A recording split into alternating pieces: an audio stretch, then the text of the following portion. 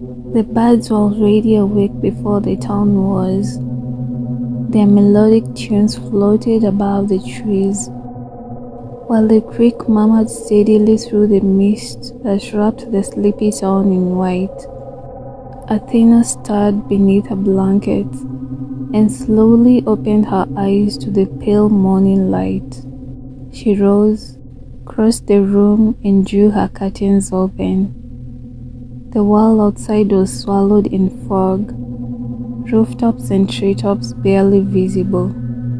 After a quiet moment of watching the stillness, she slipped back into bed and reached for her phone, scrolling through messages and social feeds, replying lazily while the mist outside gradually thinned and the town began to reveal itself again. Pulling on a warm sweater and thick socks, she headed downstairs. Sundays was sacred in their home. She and her sister always prepared breakfast together before their parents and young brother left for church. The scent of butter and mushrooms filled the kitchen as she found her sister already at the stove. Athena joined her, frying eggs and stirring mushrooms while soft morning light filtered through the windows. They ate together, unhurried and content. By mid-morning, the house quieted once their parents and brother left for church. Athena and her sister exchanged a knowing glance. It was a perfect time for a movie. Athena had always loved historical dramas. The gowns, the letters, the restrained glances across candlelit halls. They prepared popcorn and settled onto the couch beneath a blanket. The screen flickered to life. The movie opened in a richly appointed dressing chamber, lit by tall windows and golden candlelight.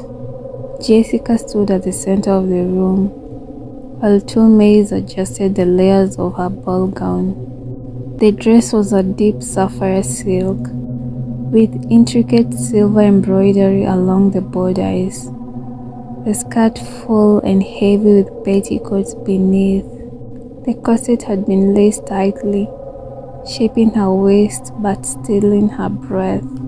She complained softly about its weight and how impractical it felt, shifting as the maids fastened the final hooks. Her reflection stared back at her from a gilded mirror framed in carved roses. Around her, the room was elegant, yet restrained. Polished oak floors, velvet drapes, and the vanity scattered with hairpins and pearl combs. Outside, a carriage waited to take her and her family to the season's first grand ball. Jessica was the eldest daughter of a respected lord in England, a man who sat in the House of Lords and was known for his measured voice and progressive mind. Her younger sister, Jennifer, in contrast to Jessica's restless spirit, looked forward to the marriage season with bright anticipation.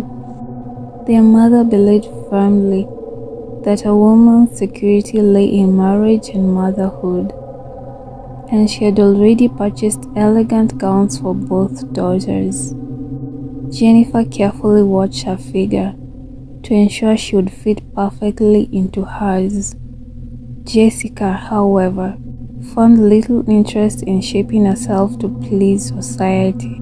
She read widely, ate freely, and spoke openly about her desire to travel the world before ever considering a husband, if she ever would. At the balls, Jennifer mingled eagerly, her laughter light as she conversed with eligible gentlemen from wealthy families. Mothers introduced daughters with strategic smiles, and young women flattered friends while maneuvering for attention. Jessica stood often at the edges of the ballroom, a glass in her hand, observing the choreography of ambition and romance. She found it fascinating rather than enticing. Eventually, Jennifer captured the sincere interest of a well-mannered young gentleman from an influential family, and by the close of the season, he proposed. With Jennifer's future secured, Jessica's father honored his quiet promise. After persistent persuasion, he convinced his wife to allow Jessica to travel. Though reluctant, her mother resigned herself to the belief that Jessica's path would not be conventional. Jessica's journey began by carriage and train, moving through the English countryside, where rolling green fields met ancient stone villages. She crossed narrow rivers by ferry, rode horseback across moors, where heather stretched endlessly beneath grey skies, and boarded ships that carried her across choppy seas towards mainland Europe. She kept detailed letters flowing home, describing bustling markets fragrant with spices, cathedrals whose stained glass turned sunlight into rainbows, and coastal towns where fishermen sang as they hauled in their nets at dawn. She tasted unfamiliar foods, listened to foreign tongues, and filled journals with observations. Travel awakened her. She felt alive in a way no boredom had ever managed. Her journey eventually led her to Spain. The air there felt warmer, infused with citrus and sea salt. In a lively town square bordered by whitewashed buildings and flowering balconies, she first noticed him. He stood apart from the crowd, engaged in animated conversation, yet observant, his presence calm but commanding. His eyes were striking ocean blue, bright and thoughtful, and when he smiled, it reached those eyes fully, softening them. His name was Harry. He told her he came from the north of Spain and spoke with an easy intelligence that immediately drew her in. Their conversations began casually about travel, literature, politics, and the subtle differences between their countries, but quickly deepened. He seemed to know much about the world, not merely facts but perspectives. Jessica found herself watching his lips as he spoke, noticing the way his gaze held hers without arrogance. They spent days together exploring the countryside beyond the town. They rode horses along golden fields that rippled beneath the breeze, laughing when her mount startled at a sudden bird's flight. They picnicked beneath olive trees, sharing fresh bread, cheeses, figs, and wine poured into simple glasses. Once, he took her to a family vineyard, the air rich with oak and earth. Their conversations during those hours felt effortless, as though they had known each other far longer than days. One evening, as the sun dipped low and painted the horizon in hues of amber and rose, they stood beside their tethered horses overlooking a valley. The world seemed hushed. Jessica felt a pull she had never experienced before, an awareness of him that was both thrilling and grounding. She found herself tracing the line of his jaw with her eyes, noticing the slight dimple that appeared when he smiled. He stepped closer, his voice lowering as he spoke her name. There was no grand speech, no dramatic declaration, only a pause, a breath shared between them. Her gaze dropped briefly to his lips, and when she looked back up, he had seen it. Slowly, gently, He kept her face, giving her time to step away if she wished. She did not. His lips met hers softly at first, tasting, warm and deliberate. The kiss deepened just slightly, enough to send a quiet rush through her that left her momentarily breathless. It was tender, unhurried, and certain. When they parted, he rested his forehead against hers, and she realized that something within her had shifted irrevocably. He spoke little of his family, only that he had 3 sisters and 2 brothers, and that he was the second born. His elder brother had died when they were young, too young for him to remember clearly. After many weeks, he returned north, promising to write. One letter arrived, and she responded eagerly, but no response followed. Jessica returned home eventually, her heart full yet unsettled. She often thought of him while walking through English fields or lying beneath the sun, watching clouds drift. Perhaps, she reasoned, some people entered one's life only briefly, leaving an imprint without permanence. She poured her thoughts into writing, beginning a book of her own. Months passed until one evening, her father returned home with news. As a lord, he had been informed that the newly crowned king of Spain would visit England to strengthen relations with the crown. A grand ball would be held in his honor. On the night of the ball, Jessica entered the grand hall illuminated by chandeliers and alive with whispers. Music swelled, gowns shimmered, and anticipation filled the air. Then the grand doors of the ballroom opened with a soft, commanding creak. Jessica's gaze lifted instinctively, and for a heartbeat, the glittering chandeliers, the rustle of silks, and the murmurs of the guests faded into a blur.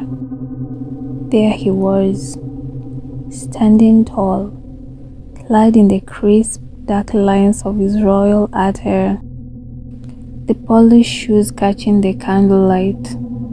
His posture was perfect, yet relaxed, a quiet confidence that drew the eye without demanding it. Jessica froze, her heart catching as recognition hit like a lightning bolt. Harry, the same man from Spain, the man whose laugh had lingered in her memory, whose eyes had drawn hers, whose lips had pressed beneath hers in a kiss she had never forgotten, now entered the hall as the King of Spain. Her breath caught, and for a moment, she felt as though the ground had shifted beneath her. Then, their eyes met. For a moment, the noise of the hall seemed to fade. Recognition flashed in his gaze, followed by the faintest smile, the same one that had once disarmed her beneath a Spanish sunset. Around her, women whispered about the handsome king. Jessica could scarcely breathe as realization dawned. The man who had kissed her in a quiet valley was now the King of Spain. He did not approach her immediately. Formalities and diplomacy commanded his attention, yet she felt his gaze return to her again and again throughout the evening. When the ball ended and her family returned home, her father mentioned casually that the king would remain in England for 4 days. Jessica stepped into her room slowly that evening, the sounds of the ball now far behind her. The door closed with a gentle click. Silence wrapped around her like a shawl. She moved towards her vanity, fingers trembling just slightly as she removed the pins from her hair. One by one, the careful structure of the evening fell loose around her shoulders. In the mirror, she barely recognized herself, not because she had seen a king, but because she had seen Harry. She sat on the edge of her bed, candlelight flickering against the walls. Outside, the night was still. Somewhere in the distance, a carriage passed. Life went on as though nothing extraordinary had occurred. Yet everything felt altered. She leaned back slowly, staring at the ceiling. Nathan's pain drifted back to her in fragments.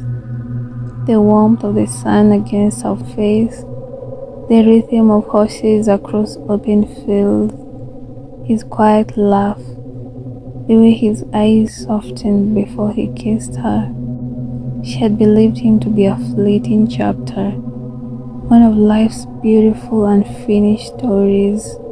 And now, he was a king, and he was here, in her country, under the same sky. 4 days. Her heart did not race wildly. It did something quieter. It waited. What could happen in 4 days? Would he seek her? Would duty silence whatever had once existed between them? Had she meant anything to him beyond a pleasant memory? Jessica turned onto her side, the candle flame casting long shadows across the room. She had once longed for the world beyond England, and she had found it, and in it she had found him. Now fate had brought him to her doorstep wearing a crown. She closed her eyes slowly, not with certainty, not with fear, but with wonder. Life, with all its mysteries, was rarely predictable. And somewhere between Spain and England, between freedom and royalty, between girl and woman, her story was still being written. The movie ended there. On the couch, Athena stared at the screen long after it faded to black. Questions raced in her mind. What would happen in those 4 days? Would duty triumph over memory? Would he seek her out? She hugged the blanket closer, heart unsettled in the best way, and turned to her sister with wide eyes. I really hope there is a part 2, she whispered.